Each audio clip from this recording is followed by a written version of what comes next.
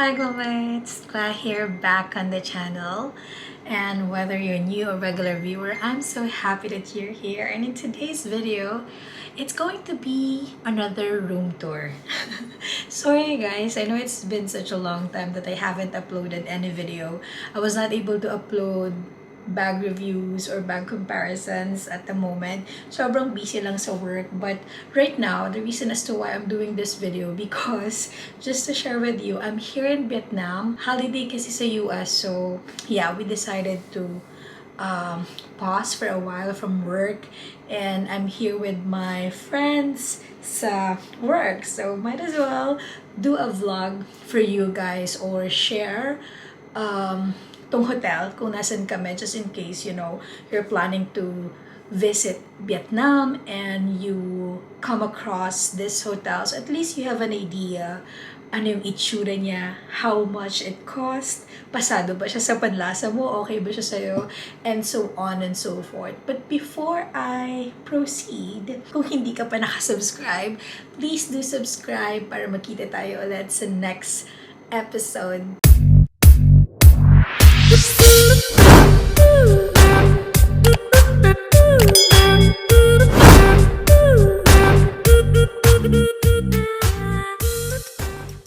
Before ko kayo i-tour, basic information lang. So we are checked in here.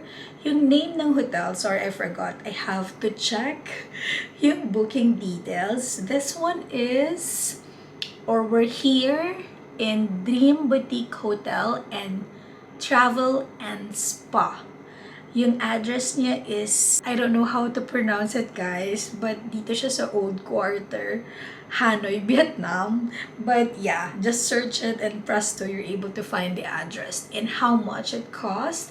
Dalawa kasi kami dito. In Philippine peso, tig 800 kami. So that's 1,600 ng isang araw na pagstay mo. Like 24 hours stay na yon. Because, just to share with you as well, we decided na magstay dito sa Vietnam like, I think 7 days. Yeah, if I'm not mistaken. Like couple of days here in Hanoi and then Sapa. So today, first day naman here sa Hanoi and then 4 days I think sa Sapa. Pupunta na kami doon tomorrow and then babalik kami ng Hanoi naman. So, yeah. If you would like to know, yung details ng itinerary namin, how much yung nagastos, comment below. But for sure, marami rin naman kayong reference dyan. Even us, nag-check din kami ng mga videos sa TikTok, and even YouTube para malaman namin yung mga dapat gawin, like saan mag-withdraw, etc.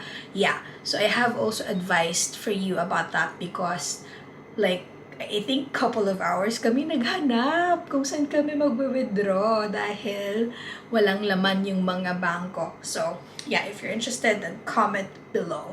But, yung video natin today, it's a room tour para makita nyo yung itsura ng hotel na to. Again, kung okay sa inyo. Kasi for me, okay naman siya for an overnight stay. But, if you're looking for like a grand hotel, hindi siya yun ganon. But most of the affordable hotels here in Hanoi, ganito siya. Like, maliliit lang, pero cute and clean naman siya. Very decent and good for 2 persons and even a small family. 2 to 3 family members. Yan. Ang dami ko ng chika, diba? Pero room tour lang din naman to. So yeah, that's it. Ano pa pang dapat yung malaman? Accessible. Actually, if you're looking for restaurants, ang dami dyan nagkalat. Kung gusto nyong kumain, madami dyan. Kung naghahanap din kayo ng clothes, madami din dyan, as in. Super. At madami ding mga hotel dito. But anyway, I'm gonna talk about this Dream Boutique Hotel and Spa. And Travel and Spa. Iwan ang nga ba kasi ng pangalan. So guys, nasa loob na ako ha. Basically, we have the, of course, doorknob and then yung lock niya and then double lock. You have here kung saan mo insert yung key card and then of course yung switch ng lights. And then good to know also Normally kasi ako nasanay ako na dalawa yung key card kada hotel, but here isa lang yung ibibigay nila. My assumption here, of course, save energy. Normally kasi tayo, diba, iniiwan lang natin yung isa para open yung aircon or yung TV. Paglabas namin, of course, we have to remove that kasi wala kami keycard na gagamitan. So that's it. And then, sorry, mahina yung boses ko kasi my friend Angeline is taking a nap. So, yeah, I know, feeling ko baka mababaw lang yung tulog niya. Hinahayaan lang talaga niya akong mag-vlog. So, yeah. So, ito, hindi na namin siya inayos because overnight stay lang din naman kami dito. Tomorrow, we're gonna go to Sapa. So, this is my luggage, her luggage. And then, nakalimutan yung tanggalan. This one is yung sa, I forgot, water heater. Para, kasi nagtimpla siya ng kape kanina. So, yan. And then, lagayan ng shoes. Shoes ko, shoes niya. My bag. Another bag. Yes, sa akin din yan. And then, okay, wait lang. Para makita niyo yung kabuuan, ha? Very small lang siya. But, again, sabi ko nga, sakto lang din siya. 2 to 3 persons. Yan. So, this is their mini pantry. Of course, may bayad yan. Kung gusto mo mag-snack or nauuhaw ka, there's drinks here for refreshments and there's additional cost. It's not included. And there, built-in cabinet hangers. Kasi kami, hindi na namin hinang yung gamit namin. Dahil tomorrow, alis din naman kami. Yeah. So, if you're gonna stay here for long, like 2 to 3 days or more than, then you can use that. TV for entertainment. And yan, maaliwalas naman siya. So, ayan. Yan yung room. So, this one is like, I think, I'm not so sure kung ano yung size ng bed, but definitely not king. I think queen, possible. Papasa siyang queen bed. Kasya talaga yung 2 persons. And even kung may chikiting ka, pwede.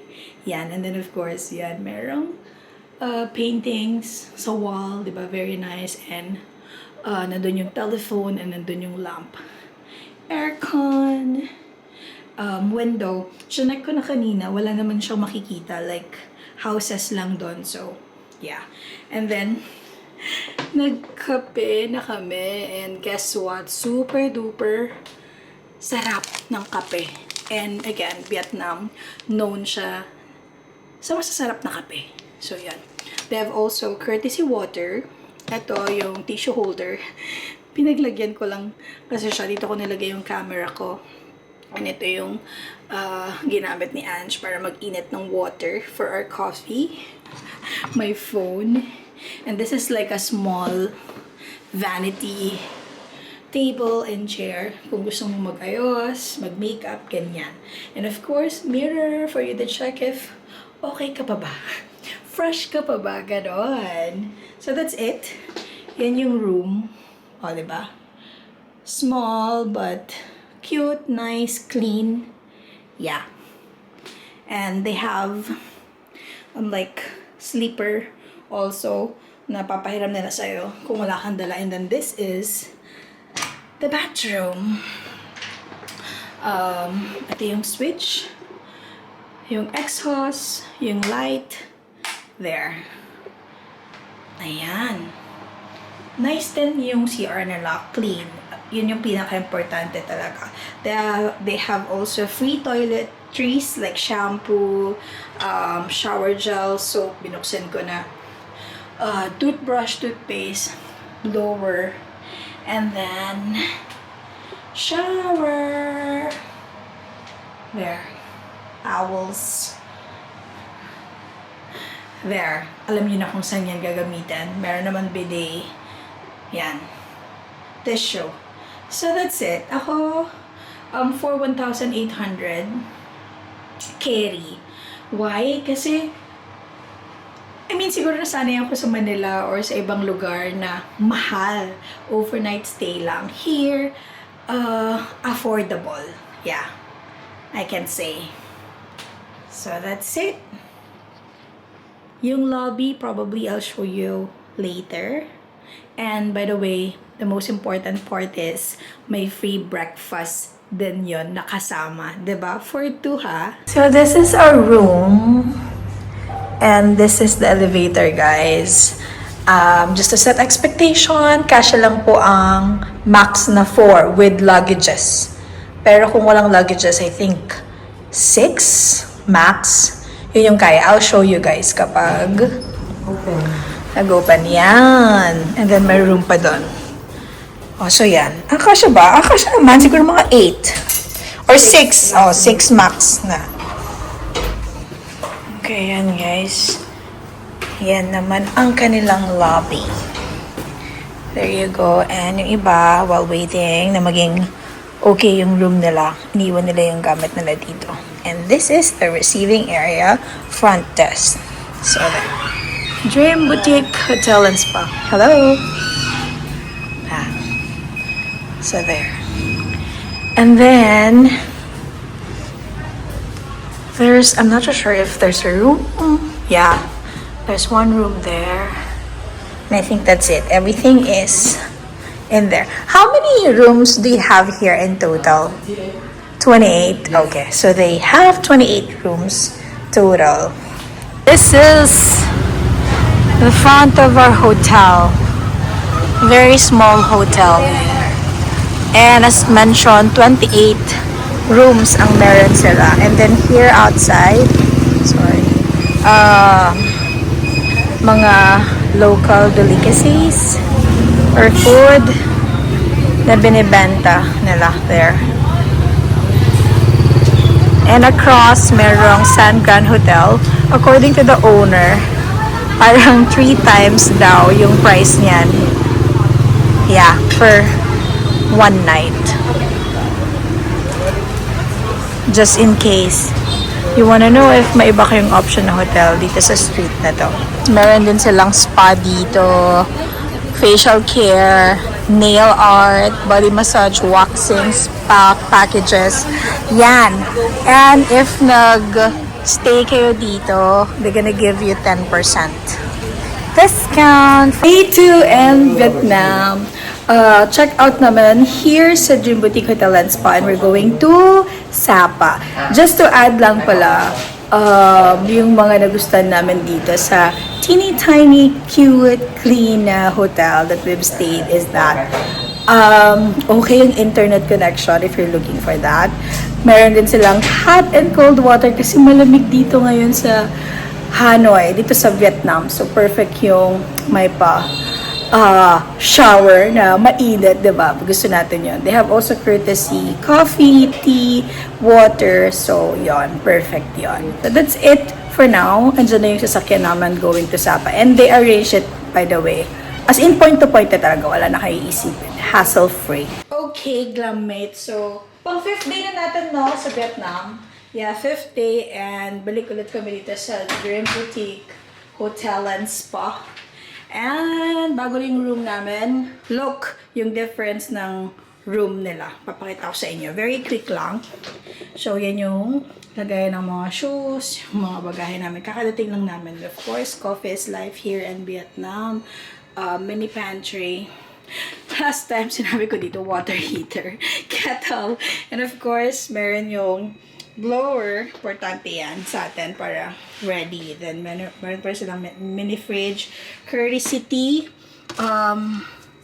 This one is sugar, I think. And then, courtesy water, TV, and nandito yung luggage ko at yung damit ni Ange. And I think meron din sila here. Yeah. Kung hindi enough yung space sa baba. So, dalawa ulit kami ni Ange. And yun yung aircon. Ito yung bed. Mas malaki yung bed dito. However, kung makikita nyo, ayan, may telephone. Hindi kami makagalaw here. Last time kasi nakakagalaw pa kami. Ngayon, hindi. So, I feel like sa second floor, mas malaki siya. Same, then yung same price. And now, dun kasi diba may door. Ito kasi is parang, hindi naman siya clear. Hindi kakita sa loob. But, glass na siya. So, yan. Open. Pero nice pa din yung CR nila. Yan. O, diba? Vanity kit na free, shower gel, shampoo, etc. And, yan. Outfit check. Taray! Eme! Charot lang. As mentioned previously, so 1,800 per day breakfast is included. Their breakfast is catered in Lakeview Cafe, which is located on the topmost floor, and the food selection might be limited, but it's still worth it. I was especially happy with the bacon. Yes, yum. Plus, they have fruit for dessert, which is a great bonus. All in all, it's a win. Thank you guys for joining me for today's episode. If nagustuhan nyo, please hit the like button. And again, if you haven't subscribed yet, please do subscribe para makita tayo ulit. And again, don't forget to stay awesome, be gladsome, and keep chasing your dreams.